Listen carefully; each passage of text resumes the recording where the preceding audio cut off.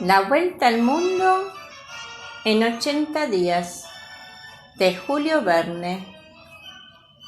Novela en 37 capítulos. Capítulo 17. Desde aquel día, Passepartout y el agente se encontraron con frecuencia, pero Fix estuvo muy reservado con su compañero y no trató de hacerle hablar. Solo vio una o dos veces a Mr. Fogg, que permanecía en el salón del Rangoon, ora haciendo compañía a Ouida, ora jugando al whist, según su invariable costumbre. En cuanto a Passepartout, se puso a pensar formalmente sobre la extraña casualidad que traía otra vez a Fix al mismo camino que su amo, y en efecto, con menos había para asombrarse. Ese caballero muy amable y a la verdad muy complaciente, que aparece primero en Suez, que desembarca en el Mongolia, que desembarca en Bombay, donde dice que debe quedarse, que se encuentra luego en el Rangoon en dirección a Hong Kong, en una palabra, siguiendo paso a paso el itinerario de Mr. Fogg, todo esto merecía un poco de meditación. Había aquí extrañas coincidencias. ¿Tras de quién iba Fix? Passepartout estaba dispuesto a apostar sus babuchas, las había preciosamente conservado, a que Fix saldría de Hong Kong al mismo tiempo que ellos y probablemente sobre el mismo vapor. Aun cuando hubiera estado Passepartout discurriendo durante un siglo, nunca hubiera acertado con la misión de que se estaba encargando la gente. Jamás se hubiera imaginado que Phileas Fogg fuera seguido a la manera de un ladrón alrededor del globo terrestre. Pero como la condición humana quiere explicarlo todo, he aquí cómo Passepartout, por una repentina inspiración, interpretó la presencia permanente de Fix, y ciertamente que no dejaba de ser plausible su ocurrencia. En efecto, según él, Fix no era ni podía ser más que un agente enviado en seguimiento de Phileas Fogg por sus compañeros del Reform Club, a fin de reconocer si el viaje se hacía efectivamente alrededor del mundo, según el itinerario convenido. Es evidente, decía para sí el honrado mozo, ufano de su perspicacia. Es un espía que esos caballeros han enviado tras de nosotros. Eso no es digno. Mr. Fogg, tan probo, tan hombre de bien, ¿hacerle espiar por un agente? Señores del Reform Club, caro os costará. Encantado Passepartout de su descubrimiento, resolvió, sin embargo, no decir nada a su amo, por temor de que éste no se resintiese con razón ante la desconfianza que manifestaban sus adversarios, pero se propuso bromear a Fix con este motivo por medio de palabras embozadas y sin comprometerse. El miércoles 30 de octubre, por la tarde, el Rangoon estaba en el estrecho de Malaca, que separa la península de este nombre de las tierras de Sumatra. Unos islotes monstruosos, muy apreciados y pintorescos, ocultaban los pasajeros la vista de la gran isla. Al día siguiente, a las 4 de la mañana, habiendo el Rangoon ganado media jornada sobre la travesía reglamentaria, anclaba en Singapur, a fin de renovar su provisión de carbones. Phileas Fogg inscribió ese adelanto en la columna de beneficios y esta vez bajó a tierra acompañando a Ouida, que había manifestado deseos de pasear durante algunas horas. Fix, a quien parecía sospechosa toda acción de Fogg, lo siguió con disimulo.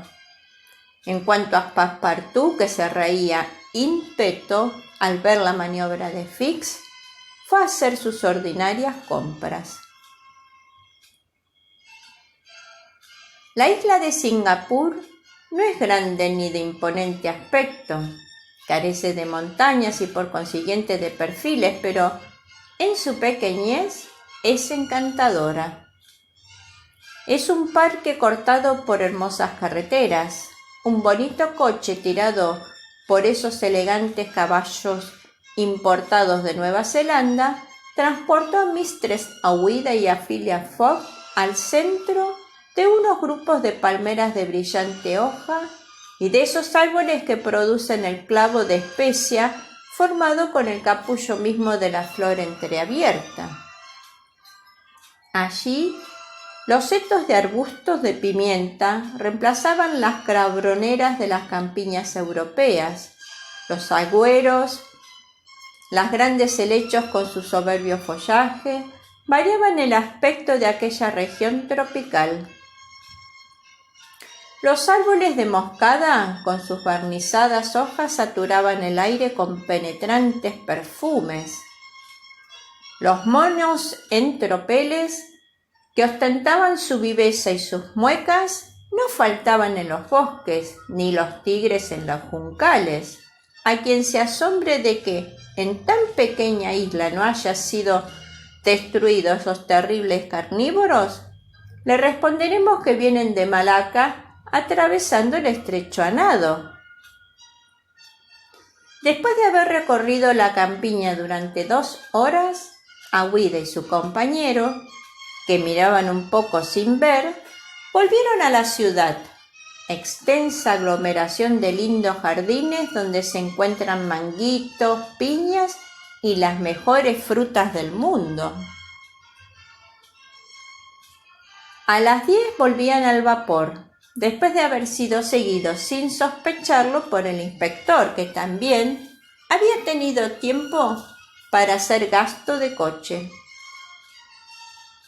Passepartout los aguardaba en el puente del Rangoon. El buen muchacho había comprado algunas docenas de manguitos, gruesos como manzanas medianas, de color pardo oscuro por fuera, rojo subido por dentro y cuya fruta blanca, al fundirse entre los labios, procura a los verdaderamente golosos un goce sin igual. Passepartout tuvo una gran satisfacción de ofrecerlos a Ouida, que se los agradeció con suma gracia. A las 11, el Rangoon, después de haberse abastecido de carbón, largaba sus amarras, y algunas horas más tarde los pasajeros perdían de vista las altas montañas de Malaca, cuyas selvas abrigan los más hermosos tigres de la tierra.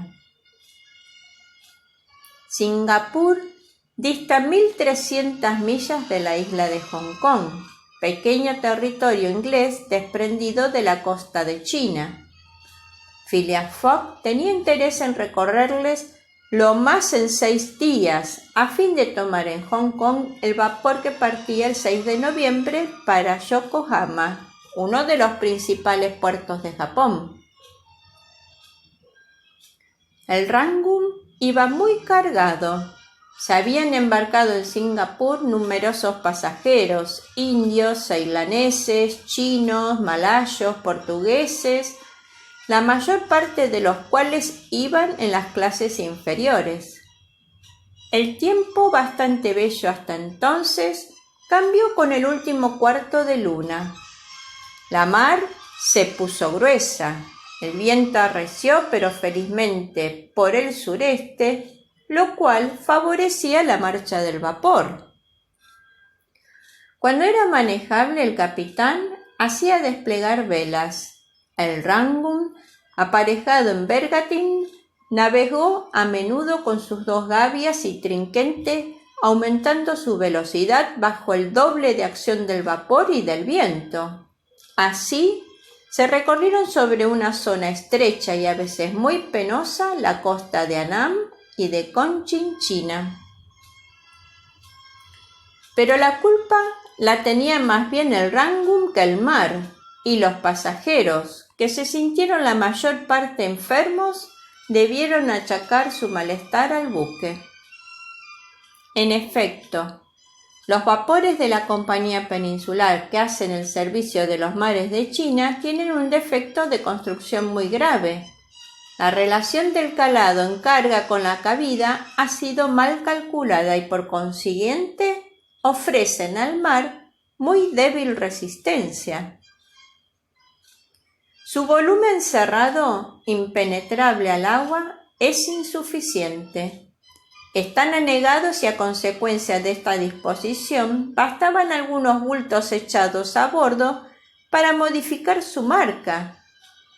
Son, por consiguiente, estos buques muy inferiores, si no por el motor y el aparato vaporatorio, a los tipos de las mensajerías francesas, tales como la Emperatriz y el Cambodge. Mientras que, según los cálculos de los ingenieros, estos buques pueden embarcar una cantidad de agua igual a su propio peso antes que sumergirse. Los de la Compañía Peninsular, el Goncola, el Corea y el Rangoon, no podrían recibir el sexto de su peso sin irse a pique. Convenía, pues, tomar grandes precauciones durante el mal tiempo. Era menester algunas veces estar a la capa con poco vapor, lo cual era una pérdida de tiempo que no parecía afectar a Phileas Fogg de modo alguno, pero que irritaba mucho a Passepartout. Acusaba entonces al capitán, al maquinista, a la compañía y enviaba al diantre a todos los que se ocupaban de transportar viajeros. Tal vez también la idea de aquel mechero de gas que seguía ardiendo por su cuenta en la casa de Savile Row entraba por mucho en su impaciencia. «Parece que tenéis mucha prisa en llegar a Hong Kong», le dijo un día el detective. «Mucha prisa», respondió Passepartout. «¿Pensáis que Mr. Fogg tenga también mucha prisa en tomar el vapor del Yokohama? Una prisa espantosa. Luego, ahora, ¿creéis que ese extraño viaje alrededor del mundo? Absolutamente. ¿Y vos, señor Fix? Yo no creo en él». «Truán», respondió Passepartout, guiñando el ojo. Esa palabra dejó pensativo a la gente. El calificativo lo inquietó mucho sin saber por qué. ¿Lo había adivinado el francés? No sabía qué pensar. ¿Cómo podía Passepartout haber descubierto su condición de detective, cuyo secreto de nadie podía ser sabido, y sin embargo, al hablar así, Passepartout lo había hecho con segunda intención? Aconteció también que el buen muchacho se propasó aún más otro día, sin poder contener su lengua. «Vamos, señor Fix», preguntó a su compañero con malicia, «¿acaso, una vez llegados a Hong Kong, tendremos el sentimiento de dejaros allí?» «Vaya, vaya», respondió Fix, bastante desconcertado. «No lo sé, tal vez». «Ah», dijo Passepartout, «si nos acompañaseis, sería una dicha para mí. Vamos, un agente de la Compañía Peninsular no debe quedarse en el camino. No ibais más que a Bombay y ya pronto estaréis en China. La América no está lejos, y de América a Europa hay solo un paso. Fix miraba con atención a su interlocutor, que le mostraba el semblante más amable del mundo y adoptó el partido de reírse de él. Pero éste, que estaba de gracia, le preguntó si su oficio le producía mucho. Sí y no, respondió Fix sin pestañear. Hay negocios buenos y malos, pero bien comprenderéis que no viajo a mis expensas.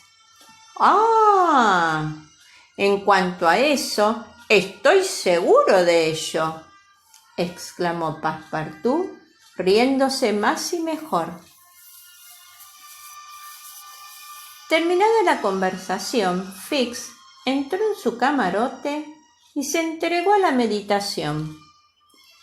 De un modo o de otro, el francés había reconocido su calidad de agente de policía, pero ¿se lo habría dicho a su amo? ¿Qué papel hacía en todo esto? ¿Era cómplice o no? ¿El negocio estaba descubierto y por consiguiente fallido? El agente pasó algunas horas angustiosas, creyéndolo algunas veces todas perdidas, esperando otras que Fogg ignoraba la situación y, por último, no sabiendo qué partido tomar. Entretanto, se estableció la calma de su cerebro y resolvió obrar francamente con Passepartout.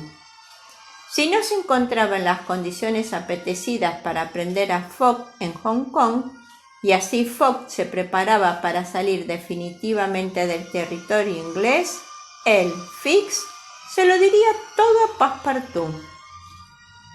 O el criado era cómplice del amo y éste lo sabía todo, en cuyo caso el negocio estaba definitivamente comprometido, o el criado no tenía parte alguno en el robo y entonces su interés estaba en separarse del ladrón. Tal era, pues, la situación respectiva de aquellos dos hombres, mientras Phileas Fogg se distinguía por su magnífica indiferencia. Cumplía racionalmente su órbita alrededor del mundo sin inquietarse de los asteroides que giraban a su alrededor. Y sin embargo, había en las cercanías, según expresión de los astrónomos, un astro perturbador que hubiera debido producir algunas alteraciones en el corazón de ese caballero. Pero no, el encanto de Aouida no tenía acción alguna. Con gran sorpresa de Passepartout, y las perturbaciones sí existían. Hubieran sido más difíciles de calcular que las de Urano, que han ocasionado el descubrimiento de Neptuno. Sí, era un asombro diario para Passepartout, que leía tanto agradecimiento hacia su amo en los ojos de la hermosa mujer. Decididamente Phileas Fogg solo tenía corazón bastante para conducirse con heroísmo, pero no con amor, no. En cuanto a las preocupaciones que los azares del viaje podían causarle, no daba indicio ninguno de ellas. Pero Passepartout vivía en continua angustia. Apoyado un día en el pasamano de la máquina, estaba mirando cómo de vez en cuando precipitaba su movimiento, cuando la hélice salió de punta fuera de las olas por un violento cabeceo, escapándose el vapor por las válvulas, lo cual provocó las iras de tan digno mozo. «¿No están bastante cargadas esas válvulas?», exclamó. «Eso no es de andar. Al fin, ingleses. ¡Ja! Si fuese un buque americano, quizá saltaríamos, pero iríamos más deprisa». Capítulo contado de la chimenea al tejado. Fifi la cuentacuentos agradece tu escucha. Confía en que este relato haya sido de tu agrado. Y para continuar con la historia, deberás seguir esperando.